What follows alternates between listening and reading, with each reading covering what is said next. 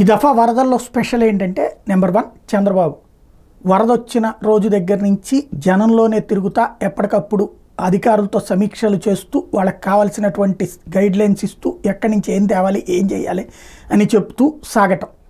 అదే సందర్భంలో అంటే పబ్లిక్ ఒక భరోసానివ్వడం.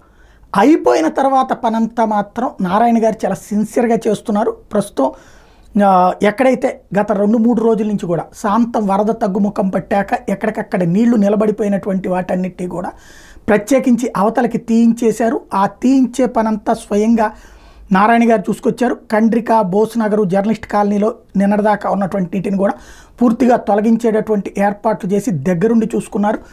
ఓవరాల్గా ఎక్కడికక్కడ గండ్లు కొట్టి అంటే రోడ్లకి గండ్లు కొట్టి మరి నీళ్లు అవతలకు పోయేటటువంటి యాక్టివిటీ చేసుకొచ్చారు.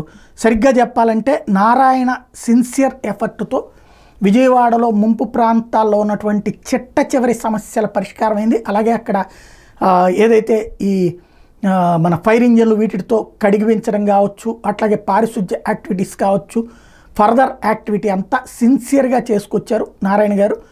ఒక క్రమశిక్షణ కలిగినటువంటి ఉపాధ్యాయుడిగా గతంలో తనకున్న అనుభవం, అట్లాగే నారాయణ సంస్థలు నడిపినటువంటి నిర్వహణ అనుభవం ఇక్కడ బాగా అక్కడికి వచ్చింది ఆయనకి.